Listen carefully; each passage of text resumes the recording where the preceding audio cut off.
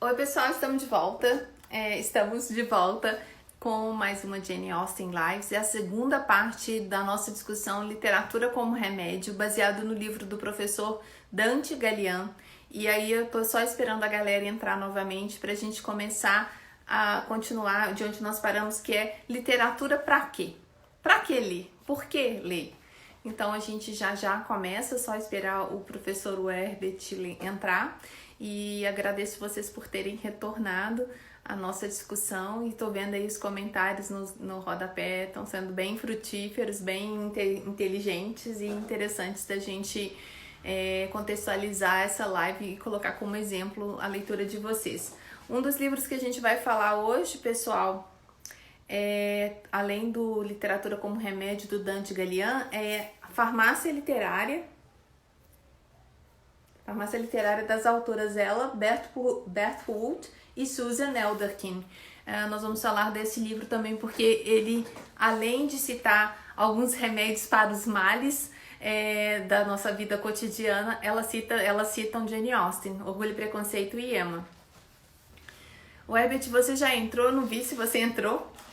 De qualquer maneira, sejam todos bem-vindos. Quem perdeu a primeira parte, ela já está salva no IGTV.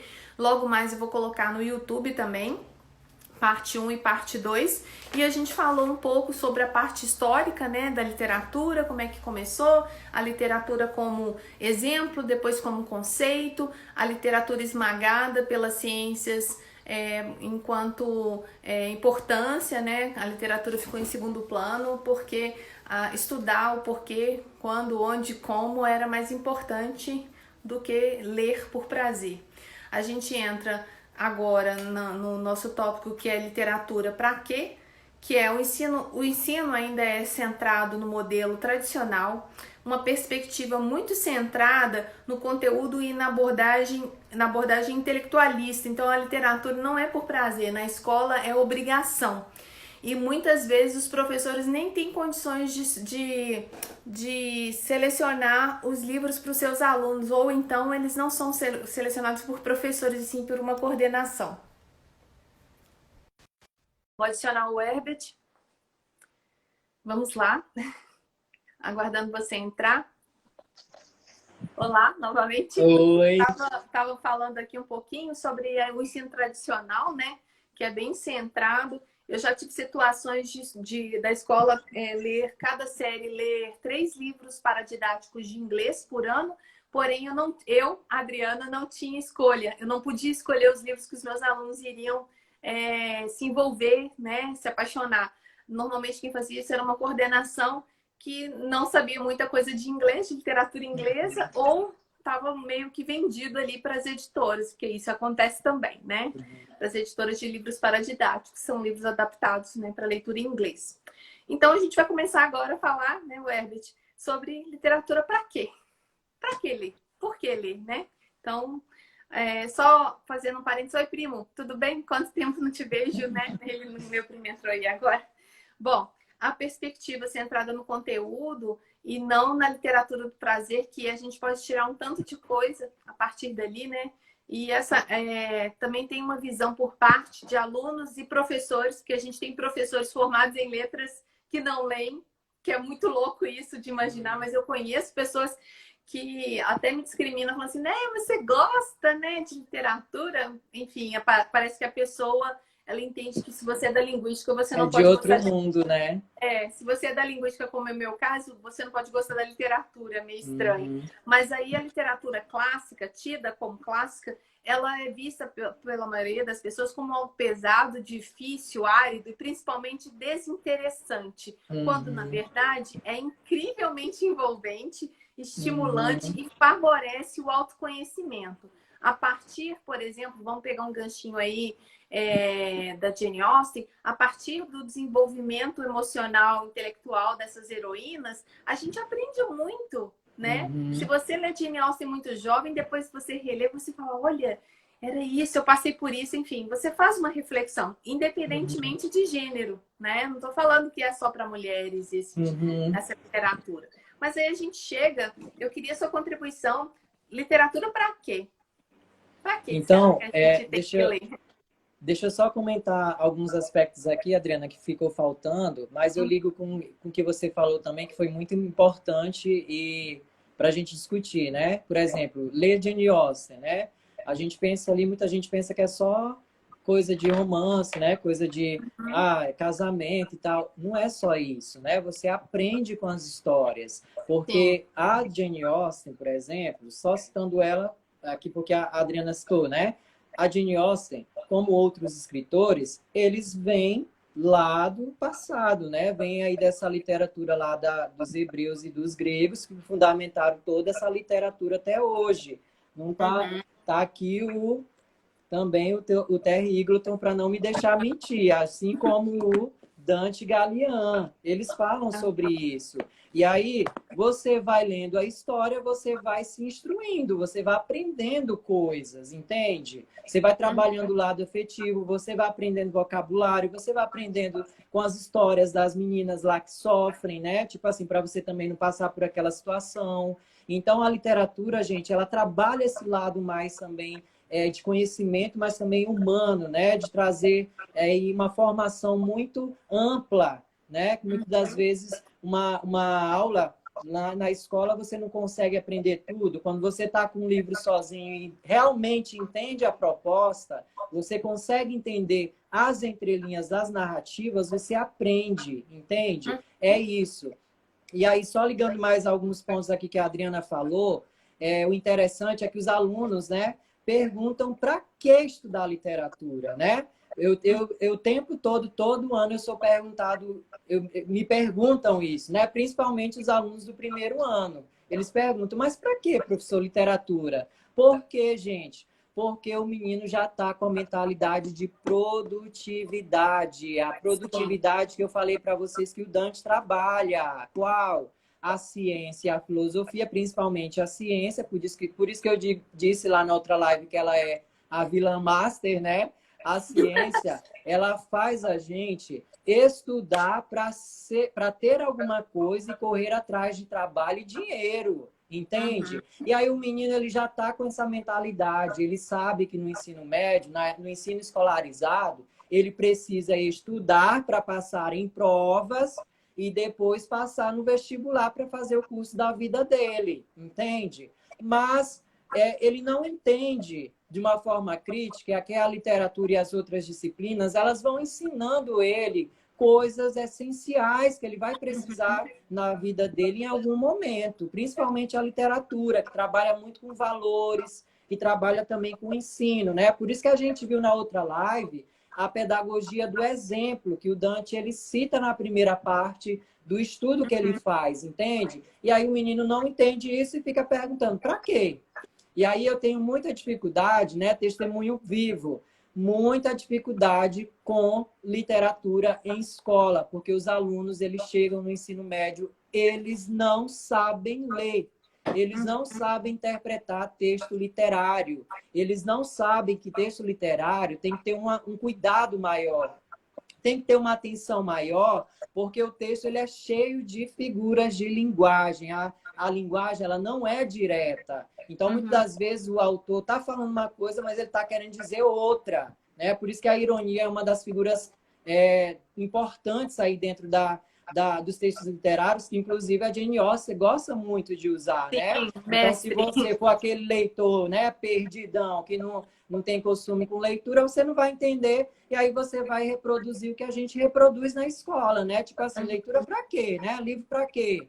Isso aqui serve para quê? Vou jogar aqui no canto e quando eu tiver um tempo, se eu tiver, eu vou ler. E aí nunca mais pega no livro. E aí, como eu falei para vocês, eu tenho muita dificuldade, principalmente nessa questão da interpretação. Quando chega em poema, meu Deus do céu, Deus nos acuda, porque o menino já não entende, o gênero narrativo, imagine o poema que é mais complexo ainda, entende? Entre aspas. E aí a gente fica com essa dificuldade, né?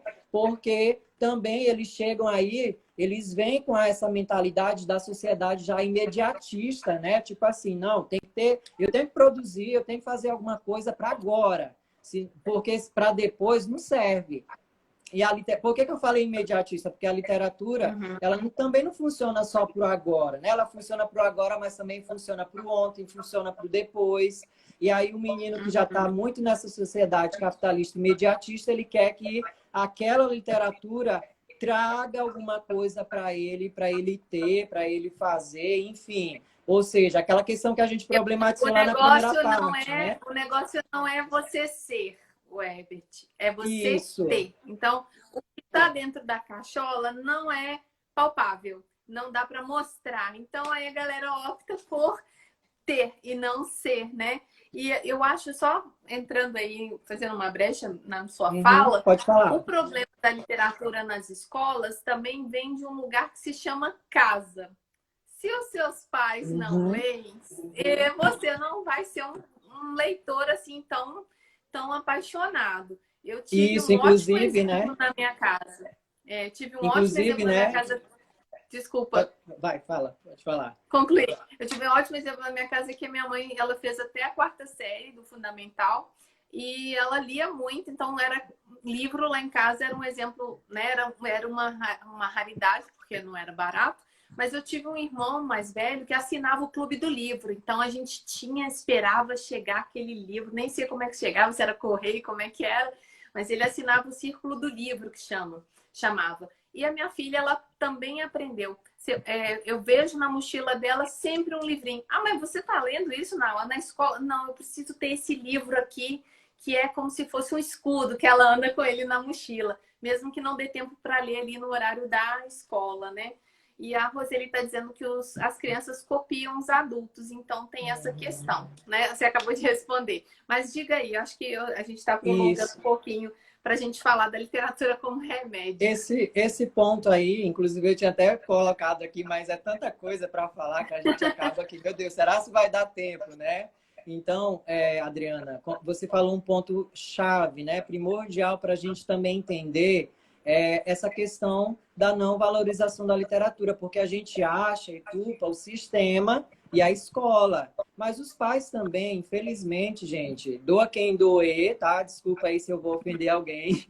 Não é a minha intenção, mas a gente tem que falar verdades, né? Os pais também, eles são responsáveis pela disseminação da fabulação, ou seja, lá quando o menino é criança, ele precisa ouvir histórias, ele precisa ouvir narrativas, né? Seja ela qual for, ou bíblica ou fábula, né? Que fábula é bem importante para a criança porque trabalha muito moral. Sim, Alguma coisa a criança ela precisa ouvir na infância dela. Mas pergunta, existe isso na sociedade brasileira? Não, porque o livro ele não é valorizado. O livro, né, ele não te dá, né? Vamos voltar um pouquinho aqui a algo que eu já disse. O livro, ele não te traz, ele não vai te ajudar a vencer no mundo capitalista, né? sim. Olhando aí pelo lado mais capitalista de você ter e adquirir trabalho e dinheiro. Ele vai só te trazer conhecimento, mas só que a sociedade brasileira ela ainda não acordou para isso e aí as crianças elas não têm isso nas casas, né? Porque os pais não são leitores, as crianças vão para a escola, elas encontram professores que não são leitores e aí acontece o que acontece no ensino médio. O menino chega traumatizado porque ele não sabe interpretar. E aí, né, a dificuldade dos professores de literatura. Eu que o diga porque eu dou aula de literatura em 3 escolas.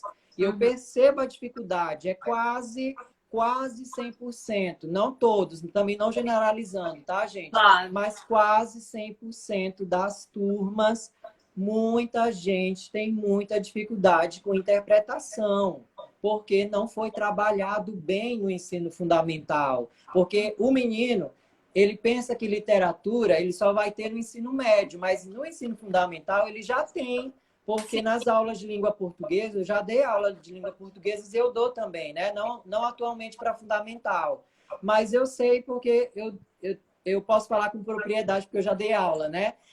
Lá no fundamental é trabalhado o texto literário, né? Com interpretação, né? Só que muitas das vezes o professor de língua portuguesa ele não consegue trabalhar puxando mais para essa questão de conhecimento, de trabalhar o afetivo, a importância do menino ele se apaixonar pela leitura, e aí a criança ela chega lá, né, já na adolescência, no médio traumatizado porque ele não sabe ler texto literário. E aí ele vai fazer um concurso da vida, né? Uma prova de vestibular, como o Enem, se dá mal. Por quê? Porque não sabe interpretar, não aprendeu, nem no fundamental e nem no médio, né? E isso quando também os professores não ajudam, entendam, tá?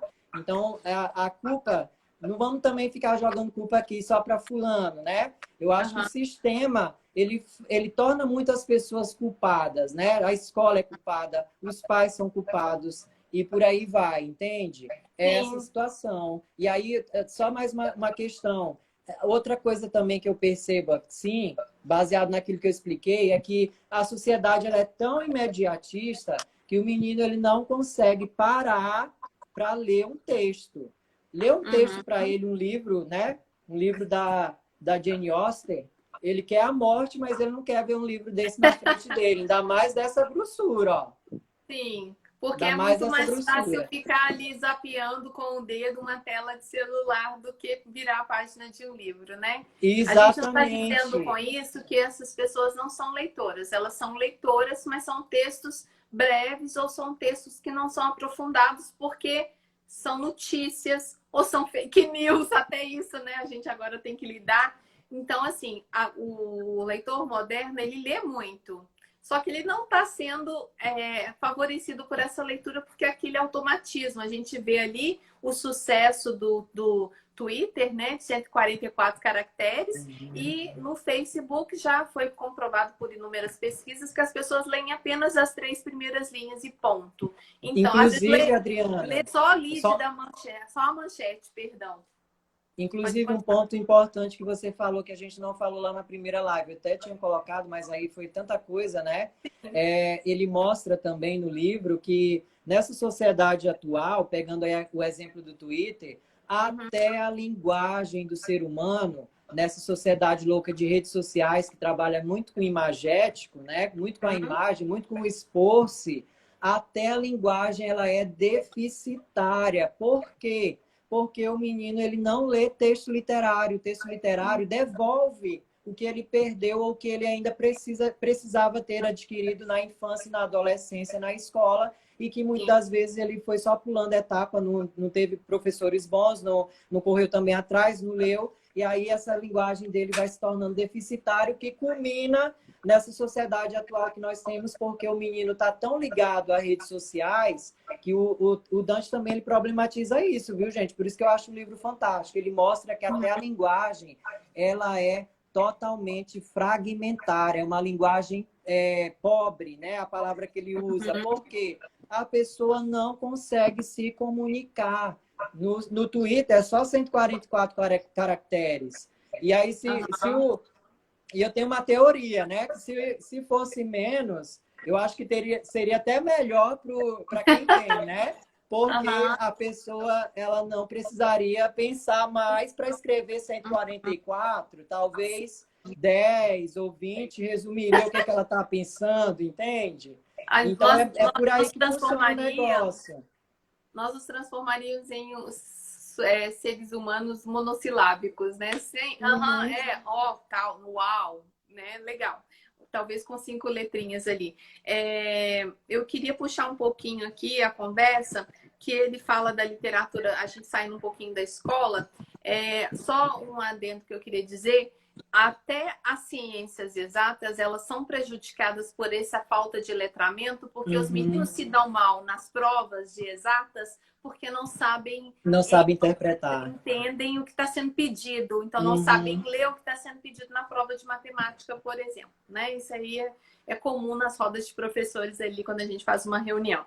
Mas a literatura como remédio, ela é um modo de usar que ele propõe, né, um modo de usar a literatura como remédio, que é a partir dos círculos de literatura que ele fez, primeiramente com um grupo de estudantes de medicina, para poder dar uma humanização na formação dessas pessoas que fazem medicina. Olha que coisa louca. A Porque ele galera vai percebeu, cuidar. né, Adriana? Só fazendo um adendo aqui, uma ressalva. Ele percebeu que os alunos chegavam na universidade, mas eles chegavam muito mecanizados. E aí, Sim, pelo estudo que. Só dando uma informação aqui, tá? Para não pegar muito tua fala. ele percebeu que a literatura devolveu um caráter mais humano para esses estudantes que vinham muito secos, né? Muito martelados pelo sistema, entende?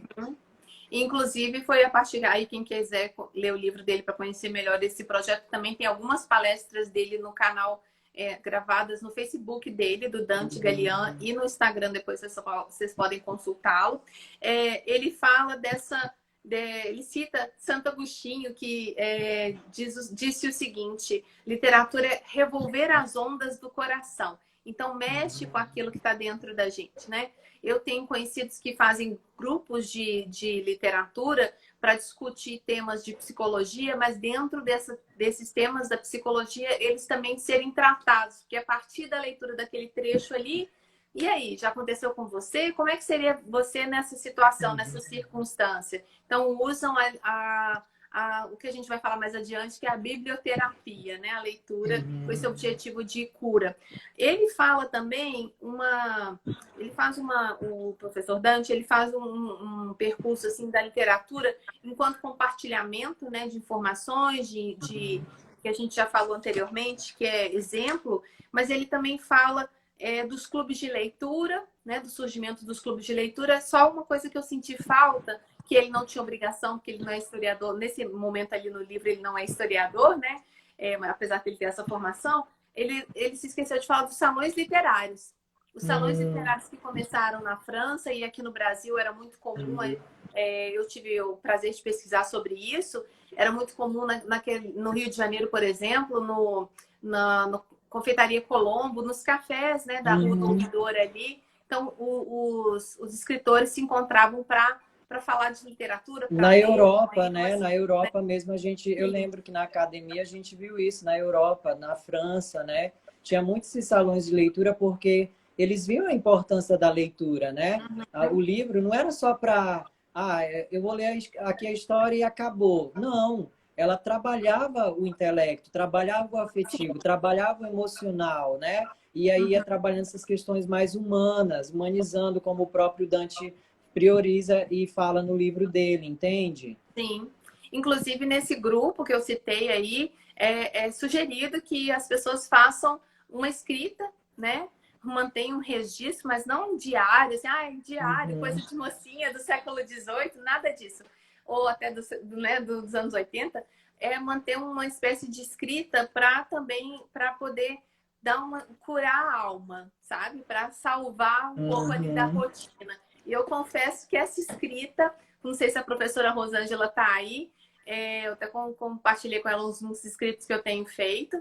Essa escrita, ela está me curando de algumas coisas aí, né, do passado, e eu estou conseguindo expurgar por meio da escrita. A Júlia está falando o seguinte: muitas escolas literárias eclodiram em momentos políticos e sociais críticos no país. Aí você, como professor de literatura brasileira, pode falar mais à vontade que eu. Essa questão que a Ju pontua, a gente liga com o romantismo, né? O romantismo mesmo, por exemplo, tem a palavra-chave, uma das palavras-chave que eu sempre trabalho nas aulas é a liberdade, trazendo para o contexto brasileiro. O romantismo pegou no Brasil porque os escritores tinham essa preocupação de trabalhar essa questão da liberdade, né? Da emancipação política que veio quando Dom João ele aportou aqui no Rio de Janeiro, entende? Aí cortou os laços com Portugal e tornou o país livre, né? Entende? Livre assim entre aspas, né? Porque a gente teve ainda aí momentos aí de opressão da própria monarquia, entende? E aí o romantismo ele pegou esse embalo, né? Ele se sustentou praticamente em cima da palavra liberdade que veio a partir da vinda aí do Dom João, reitero. E os livros, né, os escritores fizeram muito sucesso. Não é à toa que o José de Alencar mesmo, praticamente, as obras dele na época, hoje as pessoas banalizam, né? Como a gente já tentou mostrar isso na primeira parte da live e até aqui. Banalizam a literatura, mas na época, o José de Alencar, minha gente, valia ouro, né, para a sociedade do Rio de Janeiro. Tanto é que aqueles romances lá indianistas, né, do Uruguai, Iracema, fizeram maior sucesso, porque o povo também entrou no embalo aí da política, da questão da liberdade, que o próprio romantismo problematizou, que na verdade já vem lá da Europa, né? O romantismo praticamente ele surge da Revolução Francesa e Revolução Industrial, ou seja, momentos econômicos e políticos para o desenvolvimento das sociedades europeias, entende? Foi aquela questão também que a gente problematizou lá na primeira live, em que o Daniel Defoe, por exemplo, fez maior sucesso também. Tanto é que a obra dele lá, né, Moll Flanders, tem o Richardson com Clarissa, né? Eu tô até com esse livro na minha lista para comprar, mas na estante virtual ele é horrores de caro. Ele também problematiza essa questão aí do que as pessoas elas queriam ver nas histórias, porque elas não tinham a liberdade que o próprio romantismo pregava, entende? Olha a sociedade paradoxal em que os leitores eles estavam imersos, entende? Sim. É mais ou menos essa questão aí política, ok? Eu queria avançar um pouquinho lá para Uhum. conclusão do livro, que os outros capítulos ele fala dos experimentos do laboratório de leitura e tal. Lá na conclusão, que ele chama Conclusão para o Leitor Extremamente Ocupado, ele diz o seguinte, que a literatura amplia o universo cultural e intelectual do ser humano. Ele traz o desenvolvimento de competências e habilidades nos campos da criatividade, da inovação e proatividade, não produtividade. É o que a gente também já falou da criatividade, né, das crianças e tudo. E, diferentemente, o remédio é diferente do medicamento, porque o remédio tem efeitos terapêuticos e curativos. E aí eu posso citar duas frases que ele conclui, esse trecho. Ele diz o seguinte: a prescrição para o leitor extremamente ocupado. Ele é bem irônico aí, né? Adriana, ele é bem irônico. Eu gosto de algumas ironias que ele vai usando aí no livro. Ele diz o seguinte, a prescrição é: desocupa-te, despreocupa-te, sem pressa, desfruta do substancioso remédio da literatura. E ainda diz: não te prometo a cura, mas garanto que, pelo menos, te sentirás cuidado e aliviado da tua pressa, preocupação e talvez até da sua solidão. Muito bem, isso aí ele encerra com chave de ouro, mas a gente não vai encerrar, né? A gente tem mais umas dicas de livrinhos para citar, não é isso? Isso. Deixa eu só comentar rapidinho algumas coisas, Adriana. É coisa rápida, eu prometo ser rápido. Eu falo demais, né? Você disse que você falava, mas eu acho que eu falo mais ainda. Nós falamos então, muito. Bora lá. É porque o livro realmente, gente, ele é muito bom, né? Você aprende ali realmente essa importância da literatura. Você vê que a sociedade, tipo assim, tanto faz, tanto fez. A literatura não serve para nada, mas não é isso, entende? A literatura, ela realmente ela tem esse poder humanizador. E aí, pegando o gancho, né? A Adriana falou de um aspecto importante, é que o capitalismo, né?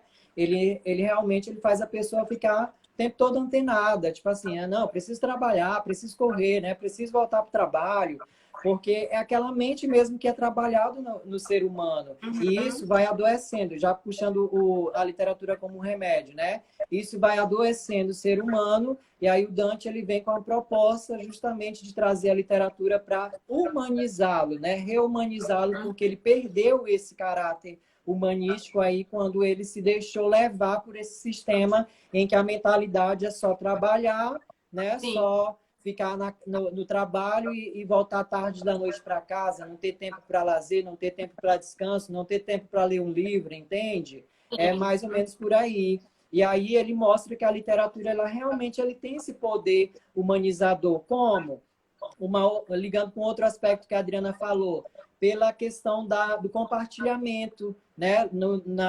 Na literatura como remédio, ele mostra que as pessoas elas precisam ter esse contato com o texto literário, precisam entendê-lo, né, de fato. Por isso que eu falo para os alunos, você não pode ler o livro só uma vez, você tem que ler mais de uma vez para você entender realmente a proposta do autor. E aí, por essa leitura, né, repetitiva, ele vai entrando nas entrelinhas, vai entendendo melhor, e aí depois a intenção é o quê? Compartilhar ou falar, ou seja, volta lá à sociedade do passado. Como é que funcionava?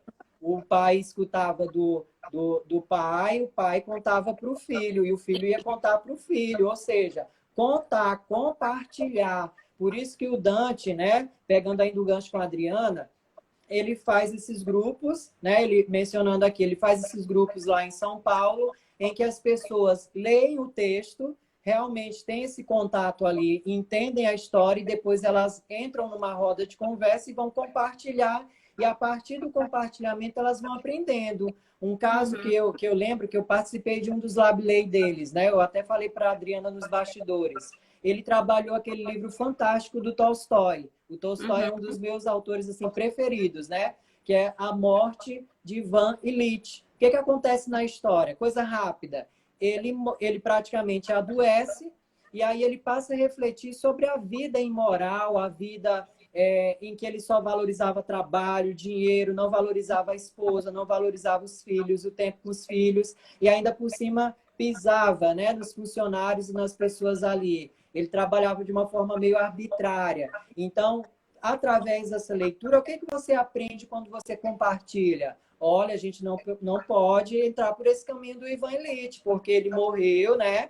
E aí ele perdeu momentos bons da vida dele porque ele estava ligado só a trabalho, ele estava ligado só a status, Uhum. ele estava ligado, né, a muito separado da família, ele não estava aproveitando momentos íntimos com a família. Então, para vocês verem, aquilo que a gente já problematizou até aqui, né, vai ligando os pontos para vocês entenderem, que a literatura, ela ensina como a Bíblia lá no passado, citado pelo Dante, e os poemas épicos Ilíada e Odisseia, que eram textos máximos para o período e que as pessoas tinham aquilo ali como Bíblia, né? Tipo, a Ilíada e a Odisseia era a Bíblia para os gregos. Então, nobre, rei, tinha que ler, tinha que conhecer passagens dessa história, né? Inclusive, ligando ainda com compartilhamento, eles comentavam, né? Eles falavam, eles ensinavam os filhos. É isso, gente. Então, a literatura ela vai trazendo essa humanização a partir da leitura e de você pôr em prática, né? Não é só falar, mas tentar pôr em prática aquilo que você está lendo.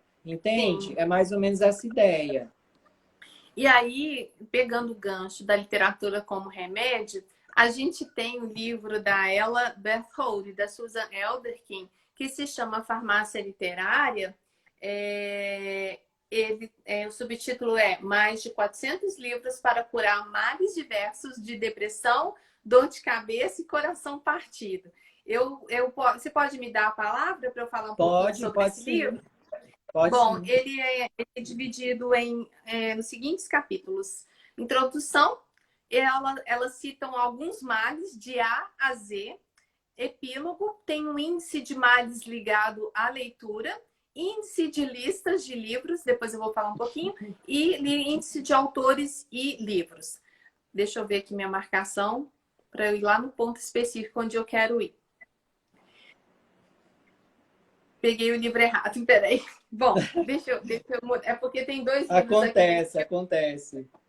Na verdade, é porque tem duas cópias desse livro no meu Kindle aqui. Então, peguei a que eu não li ainda, que é o mesmo livro, só que tem duas cópias.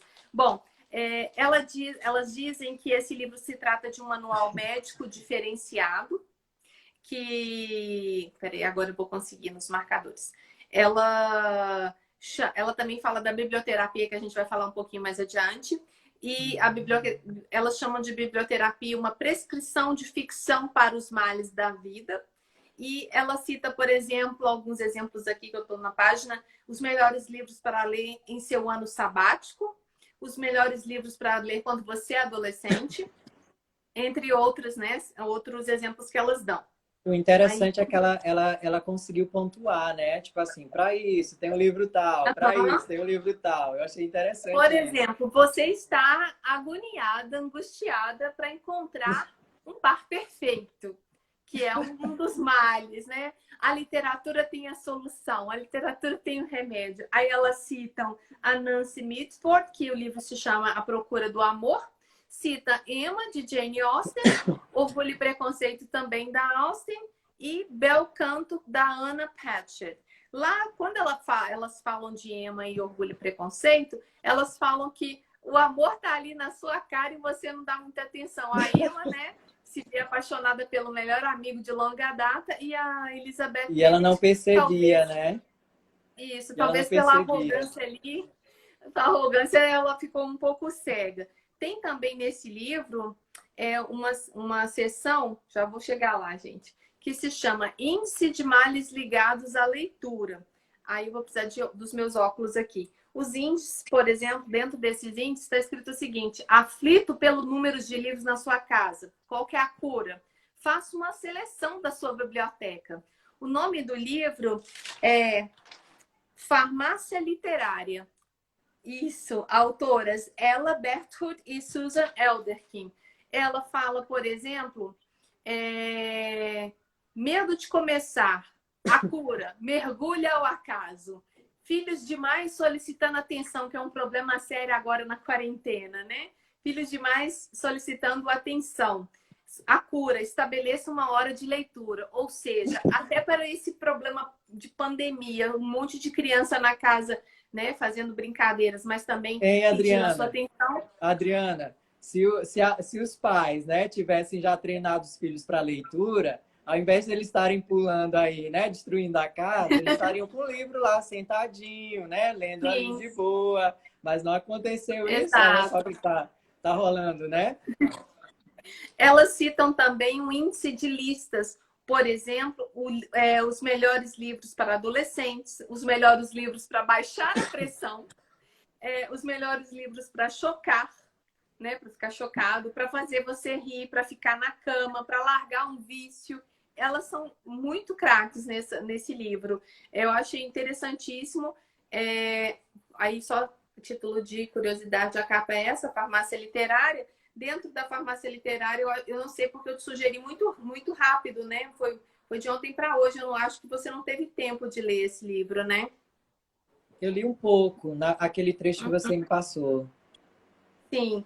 E aí eu acho que ele é uma boa prescrição para os males, né, do ser humano. E aí a gente falou também aqui nessa live sobre, sobre a questão dos biblioterapia.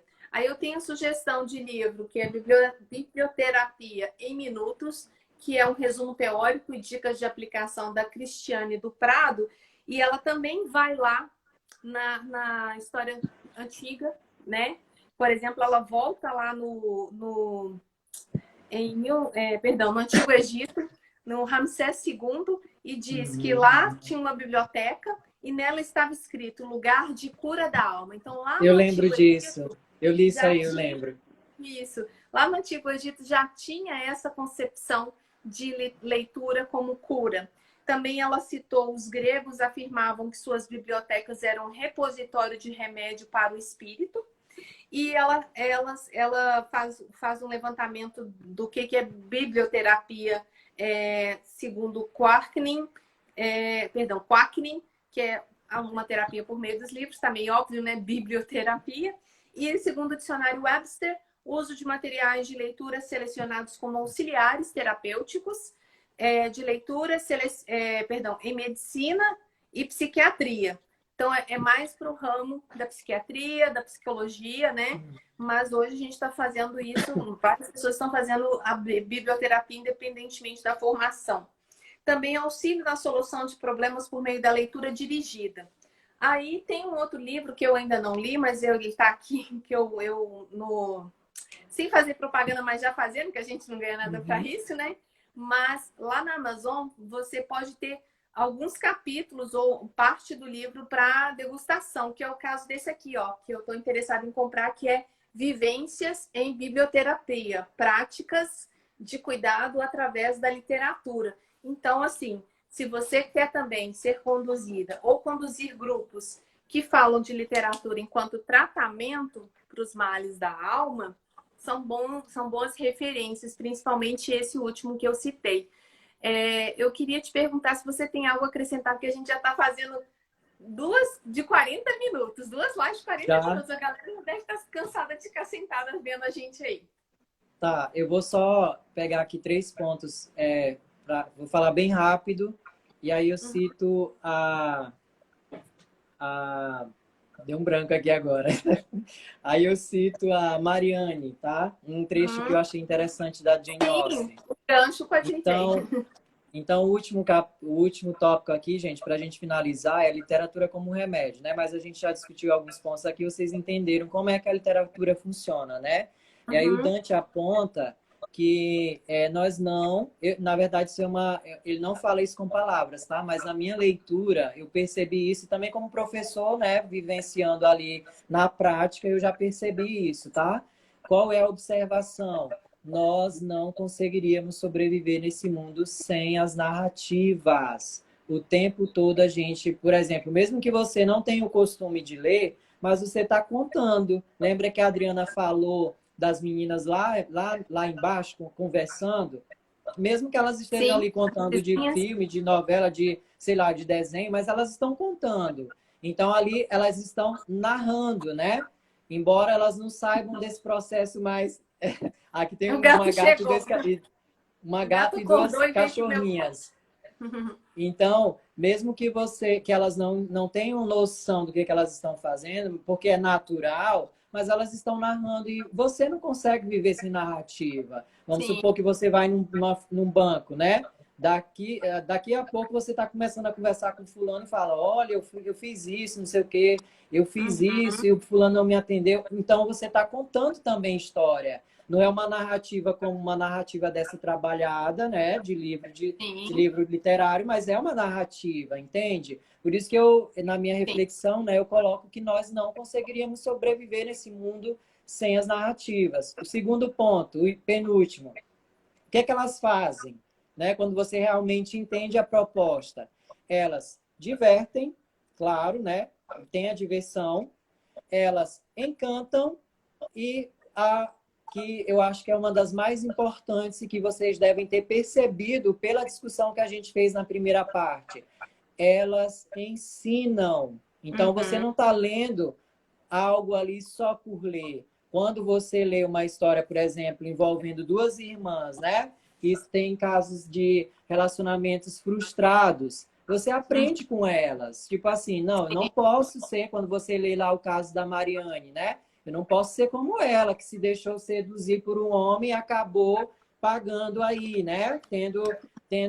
Sofrendo, adoecendo, entende? Então você aprende, porque é o último ponto que eu falei, elas ensinam.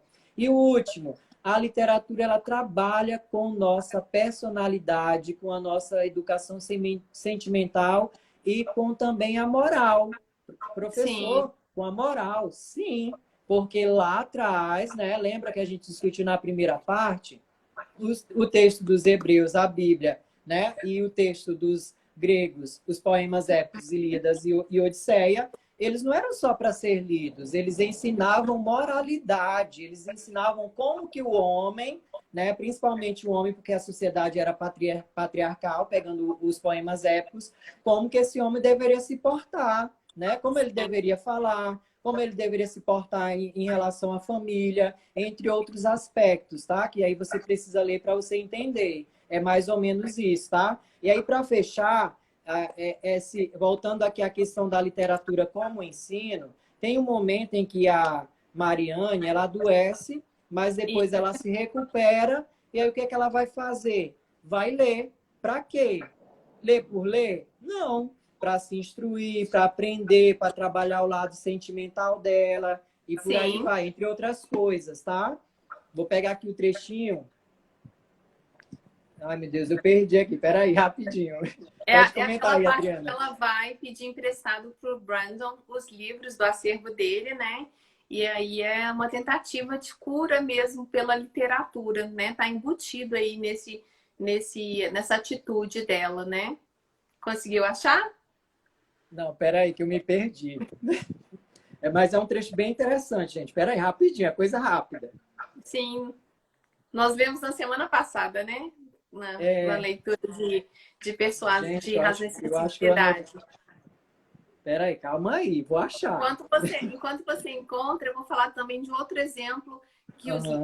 do Jane Austen, que os livros estão bem presentes ali, que é na obra A Abadia de Nottingham, que a Catherine Morland é uma leitora né, bem voraz, e ela é criticada por ser cabecinha de vento, porque ela lê muito. Na verdade, todo o processo de leitura dela e comparação com o mundo que ela vive facilita esse crescimento pessoal dela, emocional, inclusive, né? É por causa da leitora Catherine Morland, que ela consegue desvencilhar um pouco daquela inocência da Uhum. infância, né? A Jane está dizendo também que a Virginia Woolf também falava de cura pela literatura. Eu acho que antes desse termo ser cunhado, né, biblioterapia, esses autores já falavam disso para poder descrever, né, para falar da importância da literatura, né? Uhum. Conseguiu encontrar o trecho? Consegui, graças a Então, diga Deus, aí, consegui. Faltando diga aí, cinco por minutos, favor. 5 segundos como é que o Sim, pessoal fala? Até me perdi. 45 minutos, né? Ah, me isso. perdi. Bora Na lá. verdade, nós estamos já na prorrogação, 45 e 43 já. Tá bom, bora lá. Então ela diz assim, ó. Sei que haveremos de ser felizes, a Mariane, né? Sei que o verão será de felicidade. Pretendo não acordar nunca depois das 6 e dessa hora até o jantar. Dividirei todos os momentos entre música e literatura. Já tracei meu plano e estou decidida a mergulhar em sérios estudos. Então, ela via a importância, né, do aprendizado e do conhecimento, que é proporcionado pelo livro. Porque, entendam, o livro ele é metonímia de conhecimento também, né? Aquilo que a gente já problematizou. Conheço bem demais nossa biblioteca para que me ofereça algo além de mera diversão. Ou seja, não é só diversão, entende? Mas Uhum. existem obras dignas de serem lidas em Barton Park. E há outras de produção mais moderna que sei que posso tomar emprestadas de Coronel Brandon. Lendo apenas 6 horas por dia, ganharei ao longo de um ano um bocado de instrução que agora sinto me fazer falta. Olha só o que ela fala na inteligência dela. Fantástico. Ela Uhum. sabia que pela leitura ela aprenderia, porque o livro é sinônimo de conhecimento e de poder também, né? Sim. Entende?